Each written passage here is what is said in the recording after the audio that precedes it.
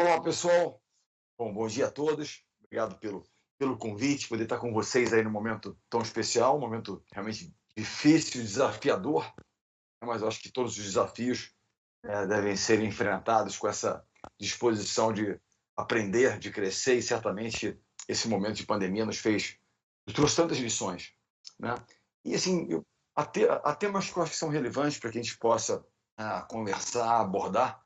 Sempre quando pessoas falam, o Bernardinho, tal grande motivador, o tema motivação é sempre um tema que vem muito forte quando falam um pouquinho de mim ou quando eu estou em alguns eventos.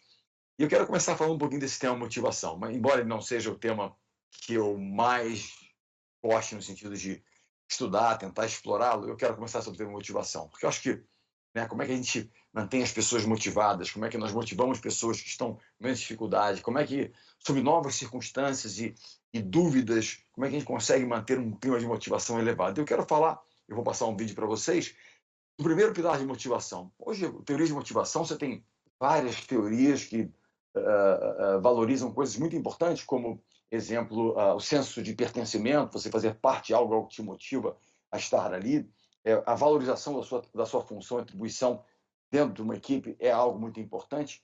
Mas, para mim, dois pilares fundamentais. E esse vídeo que eu vou pedir para passar agora fala do primeiro pilar de motivação. Solta o vídeo, por favor. People say you have to have a lot of passion for what you're doing, and it's totally true. And the reason is because it's so hard that if you don't, any rational person would give up. It's really hard, and you have to do it over a sustained period of time. So if you don't love it, you're not having fun doing it, you don't really love it, you're going to give up. And that's what happens to most people, actually. If you really look at the ones that ended up being successful, unquote, in the eyes of society and the ones that didn't, oftentimes it's ones that are successful loved what they did so they could persevere when it got really tough. And the ones that didn't love it quit. They're sane, right? Who would want to put up with this stuff if you don't love it? So it's a lot of hard work, and it's a lot of worrying constantly. And you don't love it, you're going to fail. So you got to love it, you got to have passion. People say. É isso, pessoal. O primeiro pilar de motivação, como Steve Jobs diz, é a paixão. A paixão que nos torna mais resilientes na dificuldade, a gente se mantém porque nós somos apaixonados pelo processo, apaixonados pela nossa missão, que vem da força do propósito também. É a paixão que nos move, nos faz ser perseverantes, nos faz seguir em frente. Ele fala, se as pessoas não forem apaixonadas pelo que fazem, é tão insano o processo eventualmente, que pessoas sãs desistem. E muitas vezes parece insano, mas não é insano, é o processo, ele é necessário. Então eu quero começar com essa motivação e falar de algo que é fundamental, que é a paixão. Mais dificuldade que os momentos possam parecer, mais difíceis que os momentos possam parecer, a nossa paixão nos move. Eu acho que a força da paixão é aquilo que nos torna certamente mais determinados em momentos de dificuldade. Eu quero começar falando um pouquinho, colocar aqui a apresentação para a gente, e eu vou falar no segundo pilar de motivação já, sobre algo que para mim é muito importante, que fala da excelência, a cultura da excelência. Entendendo que a excelência é um alvo móvel, Se nós atingimos um patamar de excelência lá atrás, acho que é muito interessante até conhecendo um pouco mais a Uniaselv, daquilo que vocês conquistaram, Como é que vocês conseguiram crescer no ano tantas dificuldades? E mais do que isso, o que mais me surpreendeu do que eu soube da performance de vocês é a pesquisa de clima, notas tão elevadas, enfim, parâmetros tão altos num momento de tanta dificuldade. Então, isso é certamente essa busca pela excelência, a excelência na entrega daquilo que vocês fazem, a excelência na relação com as pessoas que fazem parte do time. Então, essa busca permanente tem a ver com essa cultura de fazer da melhor forma possível aquilo que nós fazemos.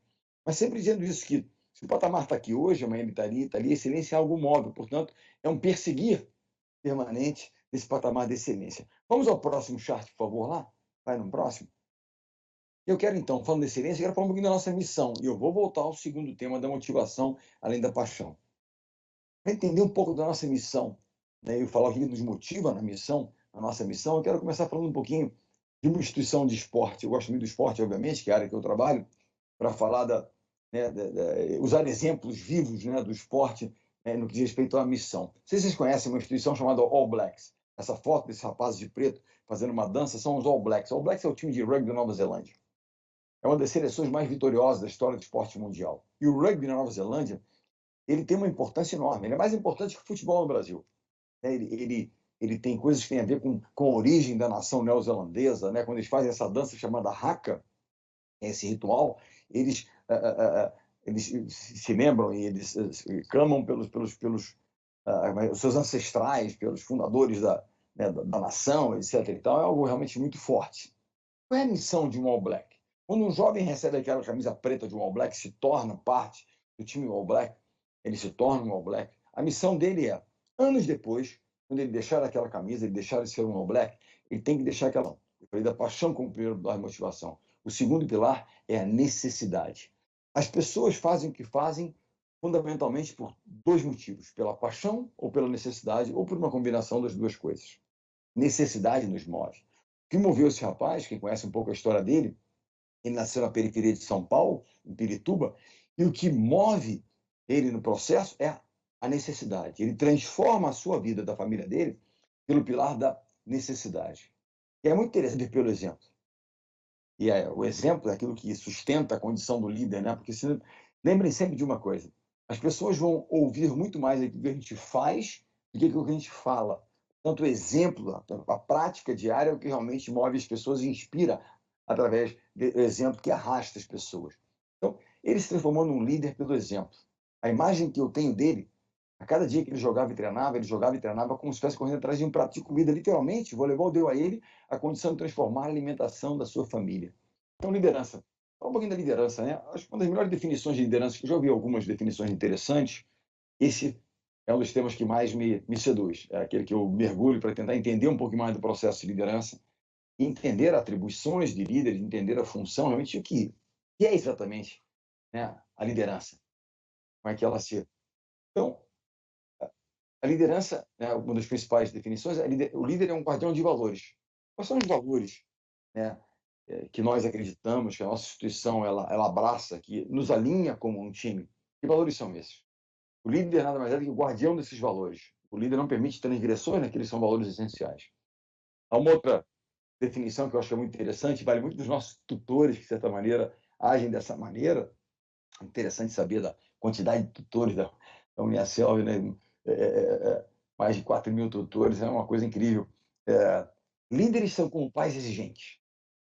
Reconhecem o talento jovem de uma pessoa, cobram para que ele possa realizar aquele potencial, mas cuidam. Como pais, mães, cuidam. Então, exigem, cobram, mas cuidam. É um pouco da liderança também. Eu quero falar um pouquinho de cultura, já que falamos de valores, falar um pouquinho de cultura. Por quê? Como estou falando de liderança, estou falando de valores, falar um pouquinho de cultura. Então, eu quero falar um pouquinho da nossa cultura, né? Como é que nós entendemos a cultura, né, durante os anos de seleção brasileira. Quais eram os valores? Quando eu cheguei à seleção masculina, já com a experiência do feminino, eu entendi a seleção como uma empresa. Precisa ter uma cultura forte para que ela pudesse ganhar consistência, né, ao longo do tempo, entregar resultados. A nossa cultura é pautada fundamentalmente em 3 pilares. Primeiro, a integridade. Porque para estabelecer um ambiente de confiança, eu tenho que acreditar na pessoa, né? Eu tenho que entender que o comportamento dele é um comportamento ético e moral dela é interessante. Então, a confiança ela vem a partir do momento que eu acredite na pessoa, que eu confie na pessoa. Então, a integridade tem a ver com isso, transparência, que ninguém vai enganar ninguém, nós estamos claros, transparentes e íntegros no nosso comportamento. Então, a integridade é a base da nossa cultura. E estarmos também inteiros no processo, que tem a ver também com essa questão da integridade, né, como um todo. O segundo pilar de motivação fala de algo que para nós é muito caro, que é time por primeiro. O nome mais importante é o nome que está aqui, Uniaselv. O nome que está aqui, Bernardinho ou Pedro, é aqui. Esse é o valor do nosso time. Um dia me perguntaram, Bernardo, qual foi o primeiro sinal que você teve? Você estava dentro de um grupo de jovens dispostos a construir um verdadeiro time. Isso aconteceu em 2002. O primeiro título mundial que nós ganhamos foi em 2002. O Brasil nunca tinha ganho um título mundial. E nós fomos para a Argentina jogar. Só que naquele ano, a Federação de Vôlei Mundial, que é o nosso órgão regulador, divulgou uma nota dizendo que 5 jogadores, nos 32 times do Campeonato Mundial, ganhariam prêmios de $100 mil. Naquela época, né, o dólar variava na faixa de mais de R$ 4. Então era um prêmio individual de mais de R$ 400 mil. O prêmio pelo título mundial seria de R$ 20 mil. Eu fiquei preocupado porque um prêmio tão alto poderia suscitar uma coisa mais egoísta. Eu quero para mim os US$ 100 mil, que se dane o resto do time. E eu fiz então uma proposta a eles. A proposta era a seguinte: se algum de vocês for premiado, esse prêmio será dividido. De que maneira? 50% permanecem com você, pelo seu desempenho, pelo seu talento, pelo seu esforço, e os outros 50% serão divididos entre os outros 11 jogadores. E eles aceitaram. Esse foi o primeiro sinal que eu tive que eu estava diante de um grupo de jovens dispostos a transformar num time. Por quê? Dispostos a reconhecer e valorizar a importância dos seus companheiros no processo de obtenção de resultados. Né? Então, desde então, eu falo de 2002, esse se tornou o nosso modus operandi. Todo prêmio individual tem uma participação coletiva, o time por primeiro. E esse é um valor. Integridade, time por primeiro. Terceiro valor é treinamento extremo. Nós acreditamos que o treinamento, a capacitação, o estudo é um valor.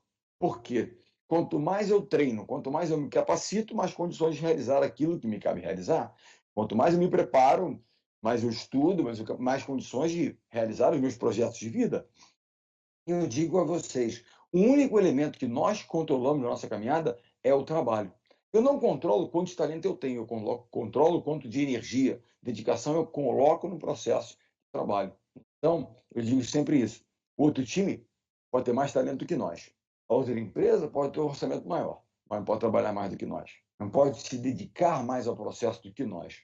Esse é o elemento que nós controlamos. Portanto, a base da integridade, time por primeiro e treinamento extremo.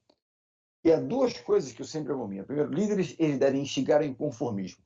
Quando eu vi os resultados de vocês, eu falo, puxa vida, como é que eu vou instigar em conformismo de uma turma que continua crescendo, né, como empresa que continua com a pesquisa de clima de satisfação só subindo?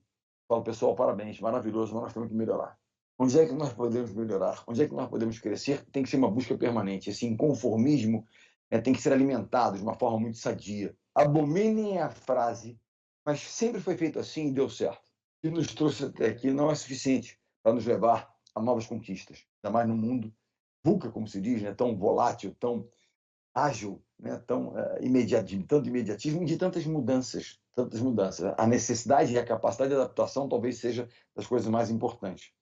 A pandemia me fez pensar muito sobre elementos importantes. O que são os elementos mais importantes? A capacidade de aprender, a minha capacidade cognitiva, o meu QI é muito importante.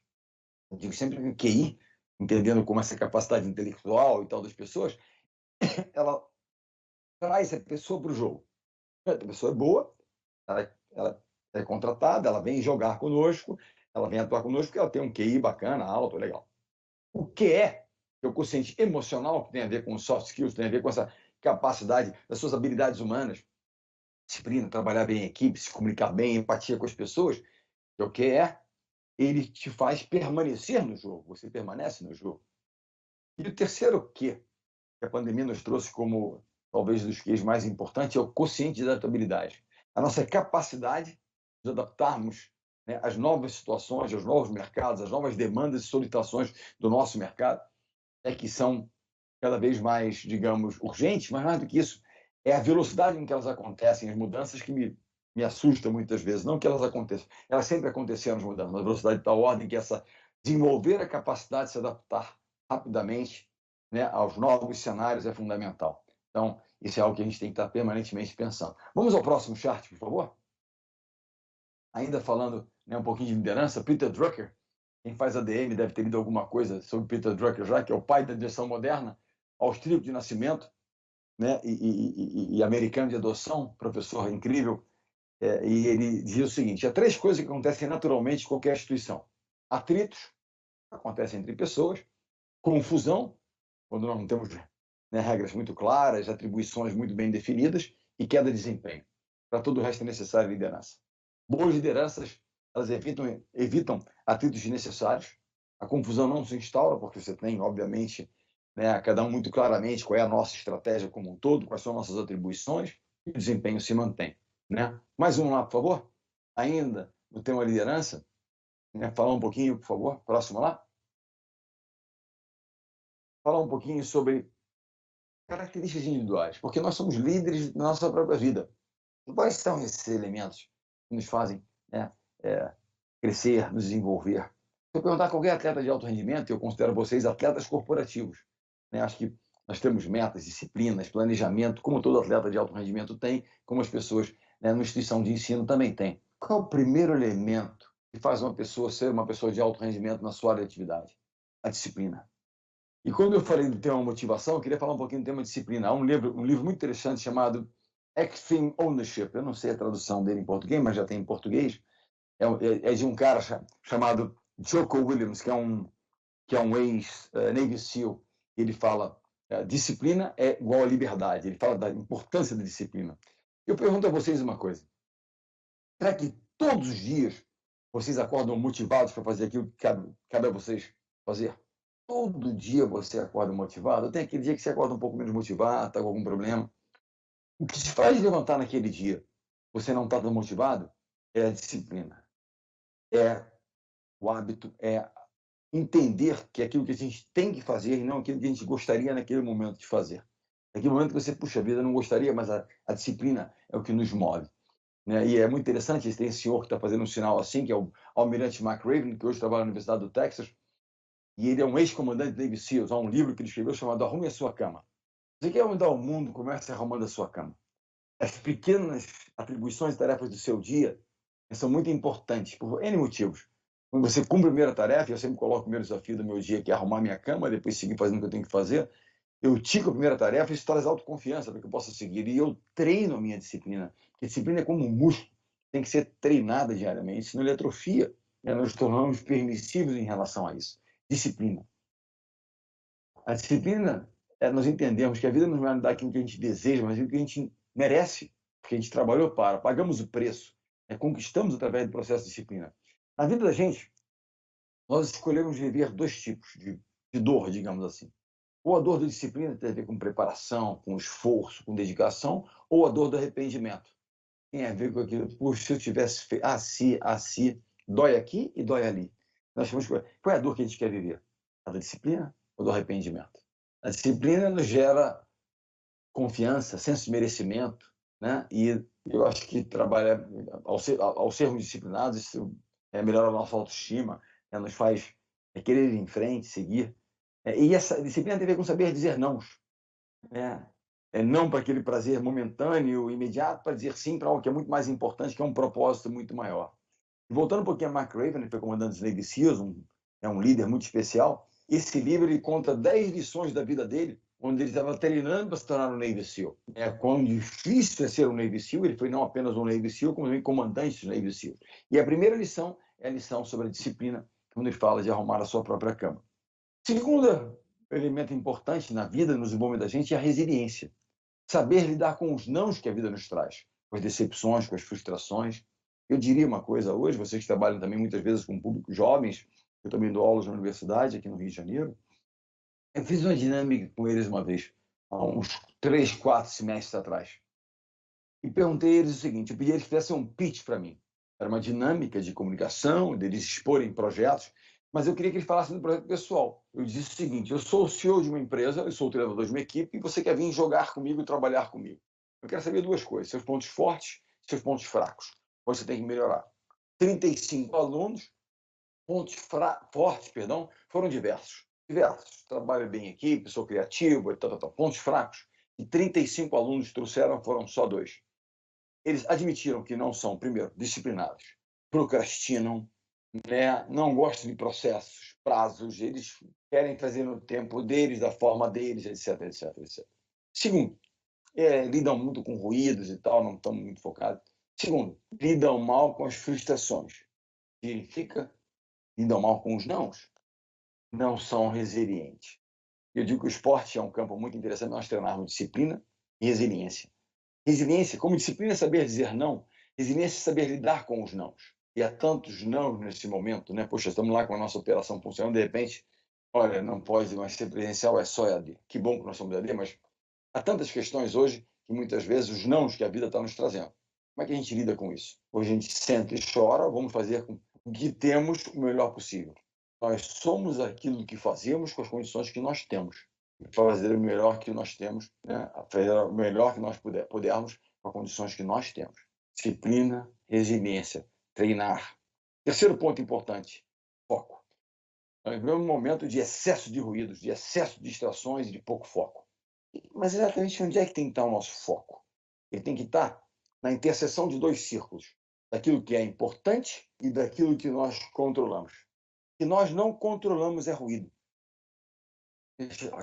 Acontando, não controlo, não tem a ver comigo. Eu controlo isso, isso é importante, aqui eu tenho que focar nisso. É me dedicar realmente àquilo que eu posso fazer, né? Eu controlo, né? Estabelecendo prioridades naquilo que é importante. E mais uma vez, quarto ponto importante é nunca deixe de se capacitar. Mantenha o learning mode, o modo aprendizagem sempre ligado. Esse mindset, até um livro interessante da Carol Dweck, que fala sobre mindset, que é a mentalidade de crescimento. Se nós pudermos crescer a cada dia um pouquinho que seja, né, teoria de juros compostos, o gap no final de um pequeno intervalo de tempo será enorme. Então, mantenham, né, e lembrem-se sempre que para todo aprendizado há um certo processo de desconforto. Vamos ao próximo lá, por favor? Ainda no tema liderança, falar um pouquinho sobre esse senhor, é um cara muito interessante chamado Coach K, que é o coach, que é o treinador K, da Universidade de Duke. E a máxima é essa, que um líder é aquele que bate metas com consistência, porque não é apenas eloquência, ele inspira as pessoas, ele mobiliza as pessoas, e com isso ele bate metas, com o seu time, fazendo a coisa certa, com integridade, e com o seu time. Mais um lá, por favor. Mais um chat, ainda sobre uma coisa que tem a ver até com, né, com a morte de vocês, né? Falando sobre o futuro, né? O futuro é estar próximo. Eu falo isso, a comunicação intensa é importante. Ouvir as pessoas e se comunicar permanentemente é algo fundamental e cada vez mais. E jamais usar o álibi de que mas não estamos presencialmente, nós estamos... Mais do que nunca, as plataformas nos permitem conexão, nos permitem aproximação, né? Então, a pesquisa de clima e satisfação, ela certamente mostra como vocês têm usado bem as ferramentas que estão à disposição.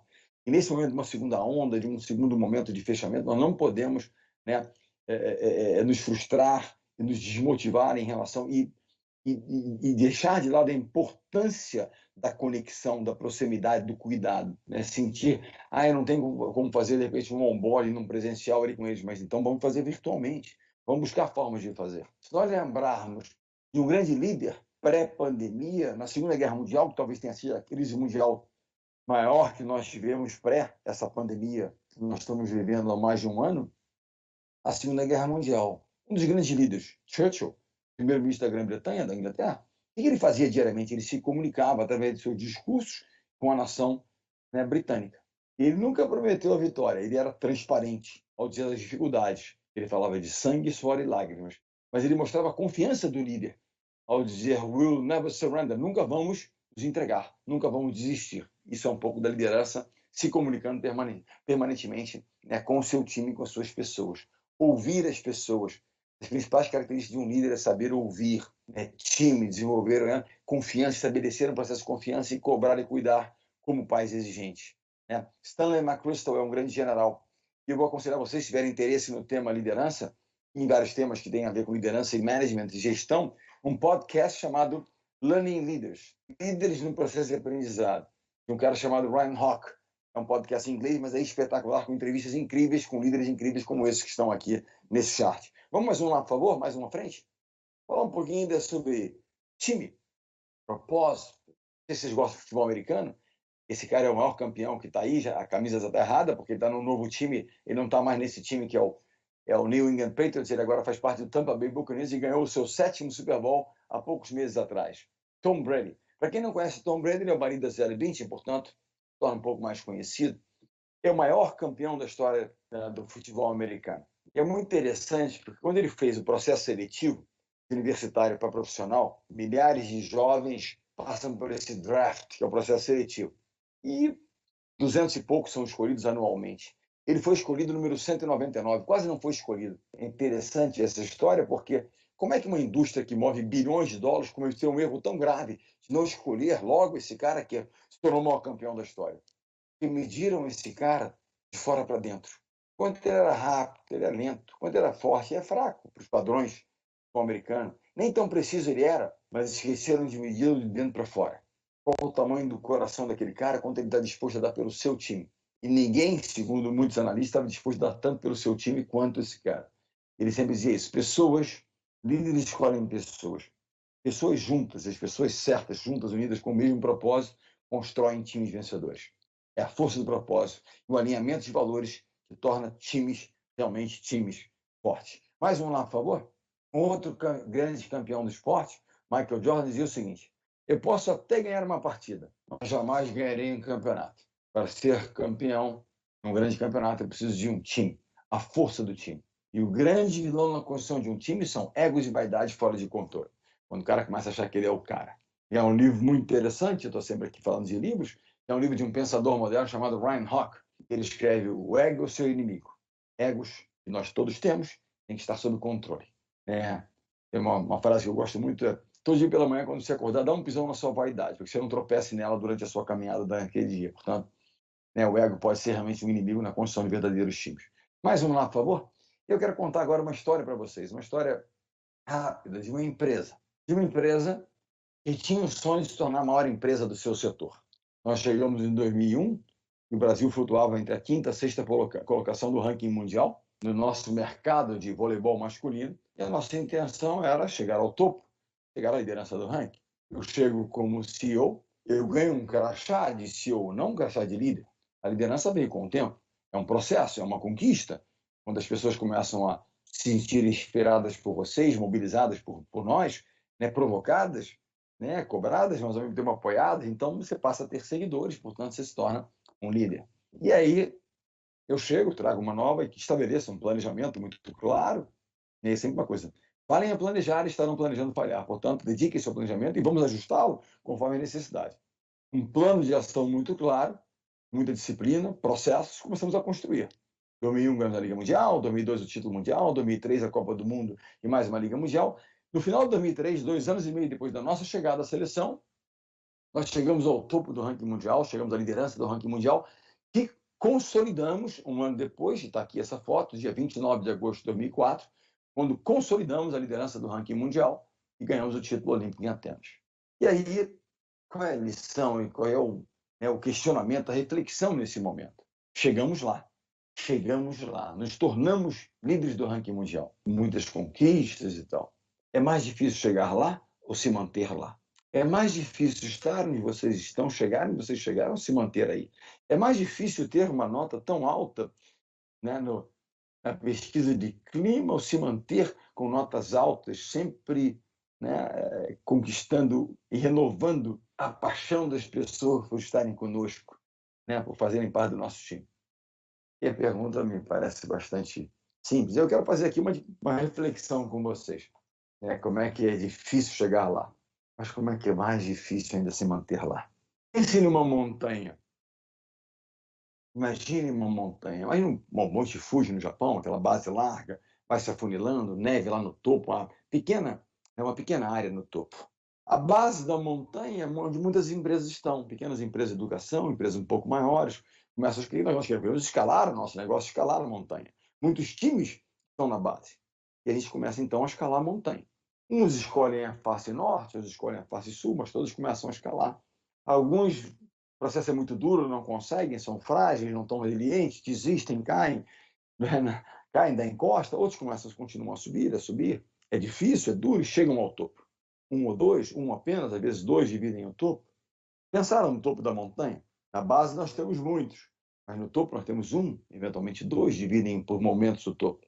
O topo é uma área muito pequena, onde poucos permanecem.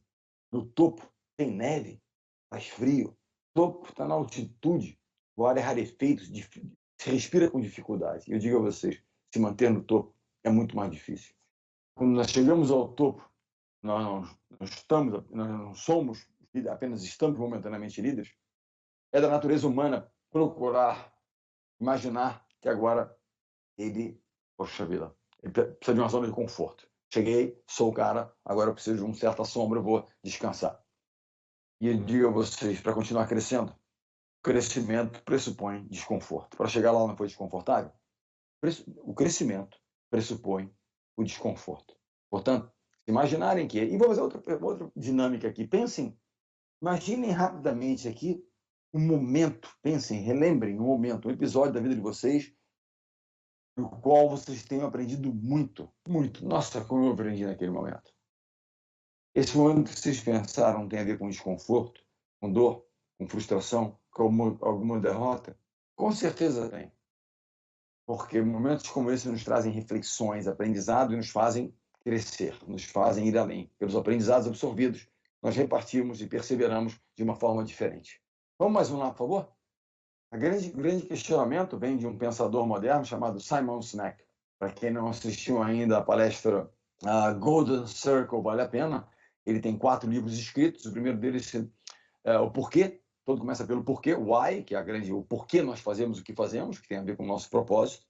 O segundo chama-se Leaders Eat Last. Os líderes comem por último, falando que os líderes privilegiam os seus times. O terceiro chama-se Together is Better, que é um pequeno livro, uma fábula que fala que juntos é melhor. E o quarto livro chama-se The Infinite Game, o jogo infinito. E nós jogamos um jogo infinito. Ou seja, são etapas e etapas, mas o jogo continua. Nosso maior teste é o que fazer com o sucesso, uma vez que nós o conquistamos. Continuaremos dispostos a pagar o preço que é necessário pagar para se continuar conquistando? E essas são as questões que se colocam à nossa frente. Vamos mais um lá, por favor? 4 anos depois, de 2004, nós chegamos a 2008, em Pequim. Essa é uma foto equivocada. Essa aqui parece uma foto, inclusive, do funeral de um parente, uma pessoa, de um parente próximo da equipe. Vejam só a tristeza de todos. Essa aqui é a foto de uma prata olímpica. Quem aqui não gostaria de ir para a Olimpíada ganhar uma medalha de prata? Não é incrível uma medalha de prata olímpica? Mas não do vôlei. A legenda dessa foto é a seguinte: os resultados do passado não nos garantem nada no futuro. E quando vocês, me revelam que cresceram na pandemia, e cresceram tanto na pandemia, eu digo a vocês parabéns. Mas se começa de novo do 0 a 0. 2021 chega com novos desafios. E se nós não ganharmos o ouro de novo, lembrem-se, a seleção de brasileiros de vôlei e a Uniaselv, ela não conquista a prata, ela perde o ouro. Porque as expectativas, os resultados do passado só geram uma coisa, só nos garantem uma coisa, os bons resultados do passado: expectativas e responsabilidades crescentes. Nós temos que lidar com isso com mais preparação, com mais questionamento, com mais capacidade de entrega. A gente tem que lidar com isso. Vamos mais um lá, por favor? 4 anos depois, eu descobri o sonho da palavra quase. Quase é igual a não. Conquistamos o ouro em Atenas, seguimos conquistando o Campeonato Mundial, a prata em Pequim, e 4 anos depois, mais um, por favor. Ganhava por 2 a 0 contra a Rússia, 21 a 19, e o ouro escapou por aqui. Foi uma das derrotas mais duras que nós tivemos, mas de grandes aprendizados. Dura, literalmente muito dura. Essa foi a geração que sucedeu a essa geração, a geração mais resiliente que eu conheci. A que lidou com as maiores frustrações, com as maiores dificuldades e seguiu em frente. Temos que esperar 4 anos para tentar de novo. 4 anos para tentar de novo. E seguimos trabalhando. E tem uma coisa que eu falo: pessoas dizem, mas o que você diz para o time depois de uma derrota tão dura quanto essa, de uma frustração tão grande quanto essa? Eu muitas vezes não sei o que eu vou dizer. Eu me lembro de uma dinâmica que eu fiz dias depois dessa derrota tão dura. Eu ainda não sabia o que dizer para o time. Não tinha uma frase qualquer, uma palavra qualquer que fosse amenizar a dor. Eu reuni o time e sentei à frente deles. Sentei à frente deles e fiquei quieto, calado. Eles se entreolhavam e eu calado, eles se entreolhavam e eu calado. Começou aquele buchicho: o que esses caras, o que está acontecendo com o treinador aí? Eu calado. E aí, num certo momento, eu perdi a palavra e disse: eu queria dizer uma coisa para vocês. Eu não sei o que eu vou dizer para vocês agora, porque eu estou tão perdido quanto vocês. Mas eu queria que vocês soubessem exatamente isso. E depois de uma frustração como aquela, com uma dor como essa, que eu estou aqui com vocês, por vocês, para vocês. Que muito mais importante do que talvez dizer alguma coisa, na tentativa de amenizar uma dor, de orientar, de fazer, é a nossa presença. É as pessoas, o nosso time, sentir que nós estamos lá com eles em qualquer momento, e com eles e para eles em qualquer momento, seja ele de grandes vitórias ou seja ele de grandes frustrações. Estar lá com eles. Mais um lá, por favor. E 16 anos depois, a conclusão que eu cheguei é essa: um vencedor é apenas o perdedor que tentou mais uma vez. Quem é que nunca perdeu? Quem nunca jogou? Quem é que nunca errou? Quem nunca tentou fazer, mas não desistiu? Porque, perder não é fracassar. Você perde, você aprende, você segue. Nunca se perde totalmente. Quando se aprende, você vai seguir melhor. Desistir, sim. Vamos mais um lá, por favor? E essa talvez seja a geração mais resiliente que eu disse a vocês, não tão talentosa quanto a primeira geração da primeira foto que vocês viram, mas certamente se entregou ao processo de uma forma tão disciplinada, tão determinada, que os levou, de novo, ao topo, né, do pódio olímpico. Mais um lá, por favor. Essa é uma geração que não venceu por causa do talento maior puro, pela determinação, trabalho duro, é porque abraçaram um porquê comum, uma causa comum, um propósito único. Se quiserem tirar a apresentação, essa era a minha apresentação inicial, para que a gente pudesse abrir com umas perguntas. Eu queria só concluir essa minha a fala inicial falando de dois aspectos que eu acho muito importantes. Primeiro mantenham sempre o modo aprendizado ligado, a mindset de crescimento. Há sempre oportunidade, há sempre chance de crescer. E lembre-se, aprender e crescer, ela requer, de certa maneira, um certo desconforto. Segunda questão que eu ia dizer para vocês mantenha o modo crise sempre ligado. Nós podemos ser o favorito de uma batalha, o favorito de um time, mas se nós baixarmos a guarda e levarmos um soco no queixo, a gente pode desestabilizar. A crise nos mantém, essa mentalidade de crise, essa mentalidade da atenção, né, o foco permanente da atenção, a guarda alta é muito importante para que a gente não, né, perca a atenção nesses detalhes que são tão importantes para que a gente possa entregar resultados e, enfim, conquistar as pessoas e tudo isso. Então, modo crise, modo aprendizagem. E a segunda mensagem é a mensagem que eu sempre troco com meu filho antes dos grandes desafios, é a mensagem dos 3 Fs, que são foco. Foquem naquilo que é importante que vocês controlam. Segundo F, força, determinação, capacidade de superação, resiliência, né? Caiu, levanta, então força. E terceiro, fé. Foco, força e fé. Fé não apenas em fé ao superior, professem sim a sua fé, mas fé nas pessoas, no seu time e no seu trabalho. Acreditem nisso. Há vários quartos Fs. No mundo de tanto ruído, você podia ligar aquele dane-se com F, por exemplo, que em alguns momentos seria bastante relevante. Mas tem um outro F que, uma vez, eu assisti uma live de um amigo, que é um esportista, e ele escreveu foco, força, fé. O quarto F era farra. Se me perguntaram uma vez, o que você diria ao jovem Bernardinho lá atrás, ao treinador, se você pudesse dar um conselho a ele, né? Eu diria a ele, divirta-se um pouco mais. Tenha um pouco mais de fun, né? Aquela história, work hard and play hard, quer dizer, trabalhe duro, mas também jogue duro, no sentido, divirta-se também, legal.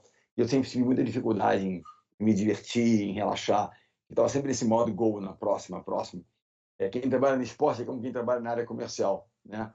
Batido uma meta, tem sempre uma próxima meta, né? Conquistado um ouro, já começa no dia seguinte o processo na construção de uma nova conquista. Então, essa era a minha mensagem inicial. Eu não sei, o Pedro vai estar aqui comigo para a gente poder trazer umas perguntas e interagir com as pessoas. Obrigado aí pela atenção. Acho que a gente teve algumas oscilações aqui na internet, mas eu espero que tenha sido possível a comunicação aqui. Então, obrigado aí pela atenção a todos e aberto aqui as perguntas, por favor.